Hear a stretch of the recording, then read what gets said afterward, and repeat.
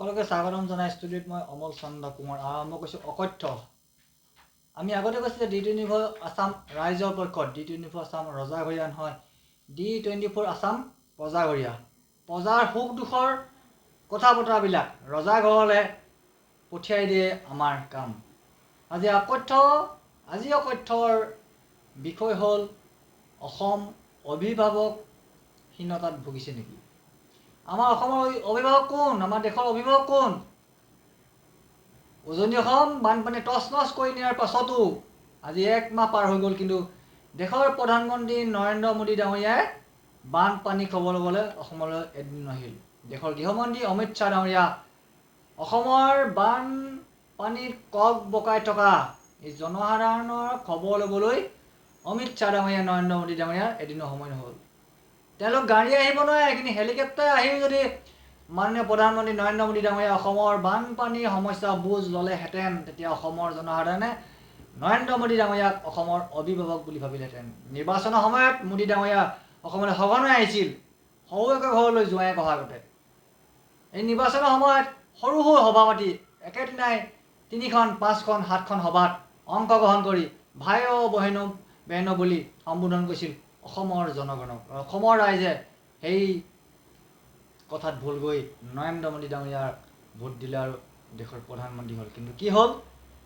উজনি অসম, শিৱসাগৰ, চৰাইদেউ, যোৰহাট, গোলাঘাটৰ একাংশ বানপানীয়ে টচ নচ কৰি নিলে, কিন্তু এই অভিভাৱক, অসমৰ অভিভাৱক বুলি যাক কোৱা হয়, যাক অসমৰ জনসাধাৰণে মনে প্ৰাণে ভোট দি জিকাইছিলে, আৰু এইবাৰ বিধানসভা নিৰ্বাচনত নৰেন্দ্ৰ মোদী ডাঙৰীয়া মুখৰ কথাত ভাই বেহনো বচনত ভুল গৈ 103জন বিজেপি সমৰ্থিত বিধায়কক চৰকাৰলৈ ডনেশ্যন দিলে, কিন্তু তেওঁলোকৰ খবৰ নাই। আৰু এতিয়া আমাৰ একাংশ ব্যস্ত হ'ব লাগে যে নৰেন্দ্ৰ মোদী ডাঙৰীয়া দেশৰ অভিভাৱক, অসমৰ অভিভাৱক নৰেন্দ্ৰ মোদী ডাঙৰীয়া, দেশৰ গৃহমন্ত্ৰী অমিত শ্বাহ ডাঙৰীয়া অসমলৈ বানপানী খবৰ ল'বলৈ কিয় নাহিলে, সেই কথাত ব্যস্ত থকাৰ বিপৰীতে আছে কোনে কি পাব্লিচিটি লৈছে, কোনে কি বিলাইছে, বদৰুদ্দিন আজমল কিয় আহিব, বদৰুদ্দিন আজমল কেই কোটি টকা বিলাইছে, বদৰুদ্দিন আজমল টিংপাত কিমান দিব, বদৰুদ্দিন আজমল ডাঙৰীয়াই যিমান টকা বিলাইছে তাতকৈ বেছি প্ৰচাৰ কৰিছে। এইবিলাক আলোচনা বিলোচনা কৰোঁতে আমাৰ সময় গৈছে। আমি আচল আলোচনা কৰিবই পৰা নাই যে আমাৰ অভিভাৱক কোন? আমাৰ অভিভাৱক নৰেন্দ্ৰ মোদী ডাঙৰীয়া, কিন্তু তেখেত আজি বানপানী হৈ যোৱা 1 মাহ পাৰ হৈ গ'ল, আজিলৈকে অসমৰ বানপানী কক বকাই থকা, ঘৰ দুৱাৰ টচ নচ, উজনি অসম টচ নচ কৰি যোৱা এই মানৱ সৃষ্টি বানপানী খবৰ ল'ব নাহিলে। মাননীয় মুখ্যমন্ত্ৰী ডক্টৰ হিমন্ত বিশ্ব শৰ্মাই কৈছে যে এই বানপানী বোলে মানৱ সৃষ্টি বানপানী, অৰ্থাৎ কয়লা খননৰ দ্বাৰা সৃষ্টি হোৱা বানপানী নহয়। অসমৰ ওলাই আছে কেইজনমান বিধায়ক, সুশান্ত বৰগোহাঁই ডাঙৰীয়া, ধৰ্মেশ্বৰ কুমাৰ ডাঙৰীয়া, তেওঁলোকৰ নেতৃত্বত নগা পাহাৰ অবৈধভাৱে খনন কৰাৰ ফলস্বৰূপে এই মানৱ সৃষ্টি বানপানী উজনি অসম টচ নচ কৰি নিলে, আৰু সেই বানপানী খবৰ ল'বলৈ দেশৰ অভিভাৱক নাহিল। আৰু এই অভিভাৱক কিয় অহা নাই, সেই বিষয়ে আমি বিভিন্ন মাধ্যমত, বিভিন্ন ছ'চিয়েল মিডিয়াত, বিভিন্ন সংবাদ মাধ্যমত, বিভিন্ন বাতৰিকাকত আলোচনা কৰাৰ বিপৰীতে একাংশই কিন্তু ব্যস্ত আছে যে বদৰুদ্দিন আজমলে অসমীয়া মহিলাক ভৰিত ধৰিবলৈ বাধ্য কৰিলে। এটা কথা আমি জানো যে সনাতনী হিন্দু ধৰ্মত জ্যেষ্ঠজনক সন্মান কৰাটো, জ্যেষ্ঠজনক চৰণ চুই সেৱা কৰাটো এটা পৰম্পৰা। আৰু সেই পৰম্পৰা মতে বদৰুদ্দিন আজমলে হওক বা নৰেন্দ্ৰ মোদী ডাঙৰীয়া হওক বা কোনোবা হিমালয় পৰ্বতত তপস্যা কৰি থকা সন্যাসী হওক বা যোনেই নহওক, তেওঁলোকৰ চৰণ চুই, জ্যেষ্ঠজনক কনিষ্ঠজনে চৰণ চুই সেৱা কৰাটো এটা আমাৰ অসমীয়া পৰম্পৰা, সনাতনী পৰম্পৰা। আৰু সেই পৰম্পৰা মতে যদি বদৰুদ্দিন আজমলক কোনোবাই সেৱা কৰিছে, কোনোবাই চৰণ চুই, তাত আমাক ক'বলগীয়া একো নাই। বদৰুদ্দিন আজমলে কেতিয়াও কোৱা নাছিলে যে মোৰ চৰণ চুক। আৰু বদৰুদ্দিন আজমলে বানপানী হোৱাৰ পৰাই বদৰুদ্দিন আজমলে উজনি অসমত কৰোৰ টকা বিলাইছে, কিন্তু আমাৰ সনাতনী হিন্দু দীঘল ফুট লৈ থকা, গেৰুৱা বসন পিন্ধা বিজেপি নামধাৰী এইবিলাক কোটি কোটি টকা।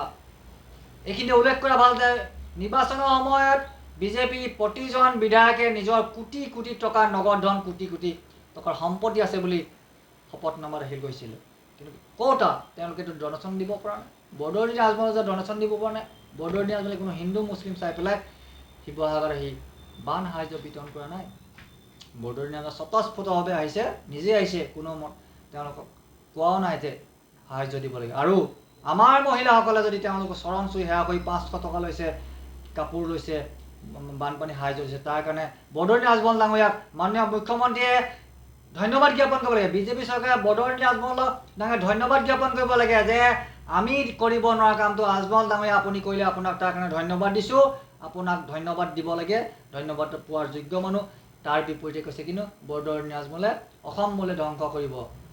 অসম ধ্বংস যদি কৰে, যদি বদৰুদ্দিন আজমল অসমীয়া নহয়, তেতিয়া মিয়া বাংলাদেশী, তেতিয়াহ'লে আজি 12 বছৰে কেন্দ্ৰীয় চৰকাৰ, কেন্দ্ৰত বিজেপি চৰকাৰ, অসমত বিজেপি চৰকাৰ, কি ডাবুল ইঞ্জিনৰ চৰকাৰ। এই ডাবুল ইঞ্জিনৰ চৰকাৰে এজন মিয়া অবৈধ যদি হয়, তেওঁ কিয় MP MLA হ'বলৈ সুবিধা দিছে, আৰু কিয় ক'ৰ টকা ব্যৱসায় কৰিবলৈ তেওঁ ট্ৰেড লাইচেন্স দিছে? কোনে দিছে ট্ৰেড লাইচেন্সখন? এইখন চৰকাৰে দিছে, এইখন বিজেপি চৰকাৰ, কেন্দ্ৰত বিজেপি চৰকাৰ, ৰাজ্যত বিজেপি চৰকাৰ। ডাবুল ইঞ্জিনৰ চৰকাৰে বদৰুদ্দিন আজমলক কোটি কোটি টকা ব্যৱসায় কৰিবলৈ ট্ৰেড লাইচেন্স দিছে, MP হ'বলৈ সুবিধা দিছে, MLA হ'বলৈ সুবিধা দিছে, তাৰপিছতো আকৌ কয় বোলে মিয়া। যদি মিয়া তেতিয়াহ'লে খেদিব লাগে ইয়াত। মিয়াই হওক, বানপানীৰ সময়ত বানৰ কবলত কক বকাই থকা যিখিনি ৰাইজ আছিলে তেওঁলোকক বদৰুদ্দিন আজমল ডাঙৰীয়াই সহায় কৰিছে। তাৰ কাৰণে আমি বদৰুদ্দিন আজমল ডাঙৰীয়াক ধন্যবাদ দিব লাগে। আৰু মাননীয় প্ৰধানমন্ত্ৰী কিয় অসমৰ বানপানী চাবলৈ, বানপানী পৰিদৰ্শন কৰিবলৈ অসমীয়া ৰাইজৰ এই বানত কক বকাই থকা সময়ত খবৰ ল'বলৈ নাহিলে, তাৰ প্ৰশ্ন কৰি আলোচনা কৰক। এইবিলাক ধৰ্ম লৈ পেলাই বানপানীত সাহায্য দিয়া নিদিয়ালৈ বদৰুদ্দিন আজমলে কাৰোবাক ভৰি ধৰিবলৈ ক'লে কিবা লৈ আলোচনা কৰিব। নৰেন্দ্ৰ মোদী ডাঙৰীয়া, গৃহমন্ত্ৰী অমিত শ্বাহ ডাঙৰীয়া, আপোনালোক অসমলৈ কিয় নাহিলে? নিৰ্বাচনৰ সময়ত ভাই বেহেনো বুলি ডাঙৰ লেকচাৰ দিয়ে অসমীয়াৰ গামোচা ডিঙিত লৈ থকা এই মোদী ডাঙৰীয়া কিন্তু অসমৰ বানপানীত কক বকাই থকা ৰাইজৰ খবৰ লৈ আজিলৈকে নাহিলে। কিয় নাহিলে সেই প্ৰশ্ন এতিয়া উঠিছে, ৰাইজৰ মুখে মুখে হৈছে। আপোনালোকে এই কথা আলোচনা কৰক। যিসকলে আজি সাম্প্ৰদায়িক কথাবিলাক কৈ আছে তেওঁলোকে এই প্ৰশ্ন কৰক যে মোদী ডাঙৰীয়া, আপুনি অসমৰ সম্পদ নিবলৈ আহে, কিন্তু অসমৰ এই বিপদৰ সময়ত আপুনি কিয় নাহিলে? আৰু কিমান ডাঙৰ বিপদ হ'লে অসমলৈ আহিব? আকৌ নিৰ্বাচন আহিলে আপোনাৰ ডিঙিত অসমীয়া ফুলাম গামোচা লৈ ভাই বেহেনো বুলি লেকচাৰ দি ভোট আদায় কৰিবলৈ, অসমীয়া ৰাইজৰ আৱেগিকভাৱে ভোট আদায় কৰিবলৈ আহিবনে? অসমৰ সমস্যা বুজ ল'বলৈ আহিব? ধন্যবাদ। মেঘালী হৈ গ'ল? মেঘালী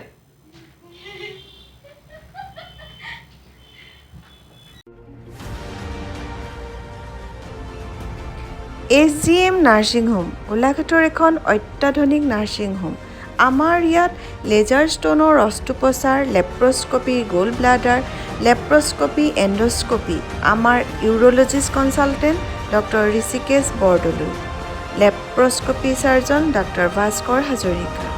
আমাৰ ইয়াত এণ্ডস্কপি আৰু লেপ্ৰস্কপিৰ লগতে বৃক্কৰ, পাথৰ আৰু যৌন ৰোগৰ চিকিৎসা কৰা হয়।